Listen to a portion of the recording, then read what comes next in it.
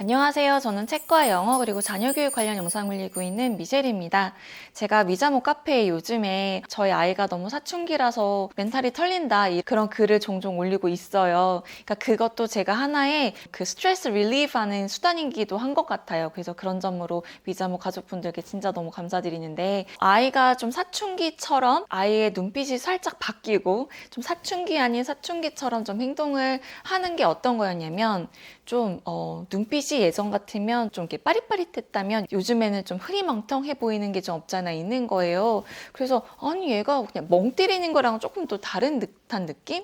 그래서 조금 냅두고 뭐 아이의 뭐 감정도 좀 살펴보려고 하고 그러는데, 제가 요즘에 좀 힘들어 했던 건 뭐 지금 또 살짝 지나긴 했는데, 아이랑 대화를 할 때는 예전에는 좀 주거니 받거니가 됐어요. 요즘에는 좀 사춘기 아이들이라 하면 좀 느낄 수 있는 게 되게 단답형이고 네 이런 대답은 굉장히 잘하는데 그 내가 아닌 것 같은 느낌인 거예요. 학업적으로나 그런 식의 대화라기보다는 좀 뭔가 생활 습관이라던가 인성에 대한 얘기를 좀 자주 하다 보니까 좀 그런 걸 가지고 좀 부딪히는 게 없잖아 있어요. 그러니까 얘가 안 하던 짓을 자꾸 하는 것 같은 느낌이 드는 거예요. 그래서 저는 또 아이에게 너의 감정은 어떠니? 뭐가 문제니? 이런 식으로 자꾸만 물어보니까 아이 입장에서는 자기도 잘 모르겠는데 자꾸 엄마가 물어보니까 더 좀 답답함이 있었을 수도 있겠다라는 생각이 들더라고요. 그래서 예전 같은 경우는 아이의 감정에 대해서 자꾸 살펴보려고 노력을 했어요. 그래서 너의 오늘 기분은 어떠니?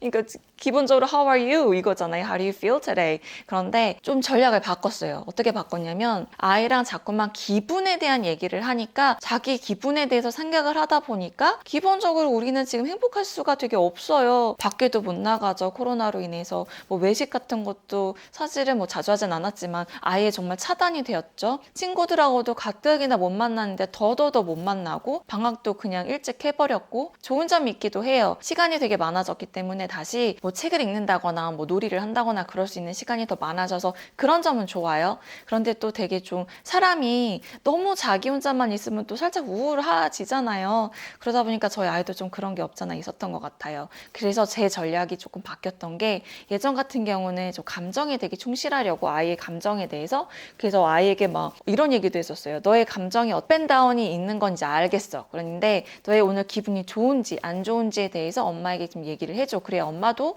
그거에 좀 대비를 해서 너에게 뭐 얘기를 하던 말던을 좀 판단을 할 수 있을 것 같아. 이렇게 얘기를 했었는데 그것도 안 되겠는 거예요. 왜냐면 아이는 자기가 자기 마음을 아직은 잘 몰라요. 무드 스윙이 엄청난 거예요. 그래서 그건 안 되겠구나 싶어서 제가 좀 새롭게 하는 건 뭐냐면, 좀 남자이다 보니까 좀 덜 그럴 수도 있지만 좀 더 팩트 중심의 대화를 되게 많이 하게 됐어요. 그러니까 예를 들어 요즘 일어나는 시사 같은 거, 그런 거에 대해서 좀 얘기를 하니까 아이가 또 아예 막 관심이 없는 게 아니다 보니까 또 되게 귀를 쫑긋하면서 좀 듣더라고요. 뭐 예를 들어 뭐 최근에 저희가 했던 대화는 이런 거가 있었어요. 미국이 정말 굉장한 강대국이었는데 G2라고 하죠. 중국이 정말 엄청나게 지금 따라잡고 있단 말이에요. 중국이란 나라가 또 자기들이 정말 중심인 세계 이런 걸 되게 꿈꾸잖아요. 그리고 좀 막무가내도 있고, 우리 눈에는 거기는 이제 공산당이라는 게 있으니까 좀 특수한 방법으로 국가가 운영되고 있는데, 중국에는 알리바바라는 기업이 있어요. 즉 미국으로 치면 아마존 같은 곳이죠.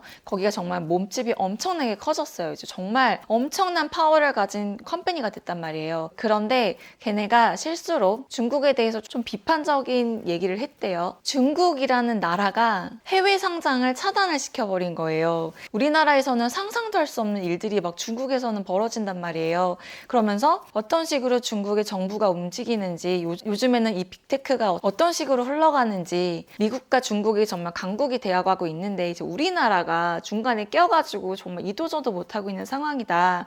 그러면서 이제 이런 지나간 역사나 어떤 사건들이나 이런 거에 대해서 대화를 나눠요. 그리고 예를 들어 최근에 비트코인 때문에 또 난리가 났었잖아요. 채굴 시장도 정말 장난이 아니었고, 그래서 제가 블로그에도 채굴 시장 망해라 뭐 이런 얘기도 썼는데, 컴퓨터를 구입해야 되는데 그래픽카드 가격이 막 장난 아니게 뛰고, 그렇게 다 채굴 시장 때문이었거든요. 그 비트코인. 근데 그거를 갑자기 중국에서 금지령이 내려진 거예요.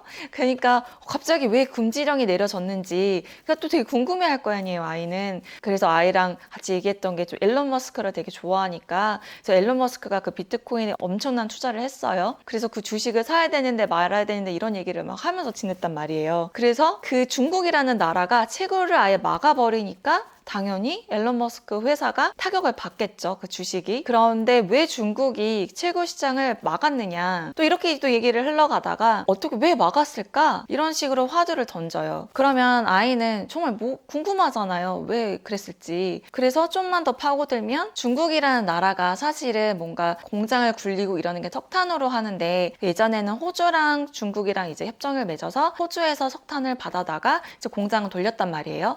그런데 또 호주가 중국에 대해서 또 안 좋은 발언을 했어요. 그래서 또 중국이 또 자존심도 있고 또 퇴퇴퇴 해버린 거죠. 그래서 자체 내에서 해결을 하려고 하는데 이제 그 자원이 부족하잖아요. 그러다 보니까 불필요하게 에너지가 낭비된다고 생각하는 채굴을 아예 막아버린 거예요. 그런데 우리나라에서는 그게 상상도 할 수 없는 일이지만 중국에서는 가능하다는 거죠. 그래서 이런 사실은 어찌 보면 말도 안 되는 일들이 중국에서는 다 가능하다. 지금 중국에서 원자력 발전소를 이제 해변가에 세우고 있잖아요. 그래서 빌 게이츠가 나트륨 원전이라고 해서 핵 폐기물은 95% 줄고 연료비를 획기적으로 절감하는 그런 거를 지금 되게 지지하고 있잖아요. 이게 뭐냐면 소형 모듈 원자라고 SMR이라고 하는데요. SMR을 건설하겠다고 하면서 이제 국내 에너지 업계에서도 관련 기술이 되게 관심이 쏘인다고 하는데 빌 게이츠가 도입하려는 소형 원자로는 액체 나트륨, 소듐을 냉각제로 사용하고 소듐 냉각 고속로, 그래서 Sodium Cooled Fast Reactor라고 해서 SFR이 있대요. 빌 게이츠가 개발하려고 하는 이런 기술을 가지고 이제 중국에서든 우리나라에서든 이제 어떤 식으로 방향이 흘러가는지 뭐 이런 식에 대한 얘기도 할 수 있고 그러면서 문제는 중국이 이제 해변가에다가 그 원자력 발전소를 건설을 하고 있단 말이에요. 그런데 거기서 만약에 문제가 터지면 그게 다 고스란히 우리나라의 그 치명타잖아요. 그런데 우리나라가 현재 워낙 중국에 수출하는 물건들이 많기 때문에 또 이렇게 막 강하게 말도 못하고 있고 그리고 미국도 마찬가지고 그래서 이걸 어떻게 해결을 해야겠는가 뭐 이런 거에 대해서 대화를 오히려 나누는 게 아예 감정이나 아예 상태라던가 이런 거에 대한 대화보다 훨씬 더 건설적이고 더 흥미도 갖고 그렇더라고요. 저도 사실은 잘 모르는데 이런저런 대화를 나누다가 더 알아보고 기사도 찾아보고 오히려 아이랑 좀 더 대화가 더 잘 되는 것 같더라고요. 그래서 뭔가 서브젝트가 아이라기보다는 좀 오히려 좀 더 분산시켜서 대화를 하니까 좀 더 나은 것 같아서 그래서 요즘 저희 가정에서 어떤 대화를 나누고 아이가 좀 사춘기로 접어들고 있는데 어떤 식으로 저희가 풀어나가려고 노력하는지에 대해서 좀 공유해봐요. 그러니까 예전 같은 경우는 아이가 하는 말투를 어떻게 대응하는지 그거에 되게 좀 민감하고 저 역시 조금 되게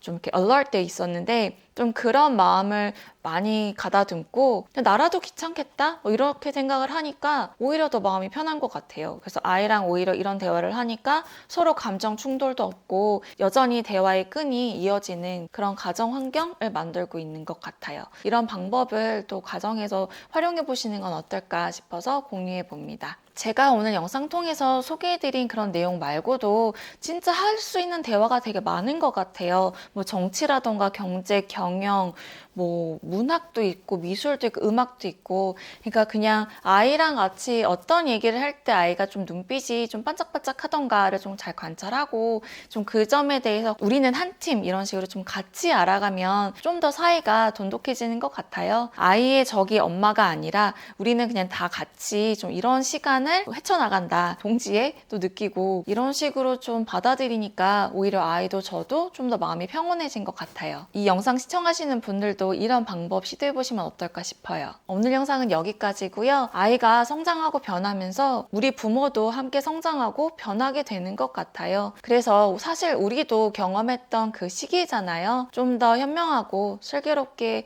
헤쳐나갈 수 있길 바라는 마음으로 영상 제작해봤어요. 끝까지 시청해주셔서 감사드립니다. 저는 또 다른 영상으로 찾아뵙겠습니다. 감사합니다. 모두 건강하세요.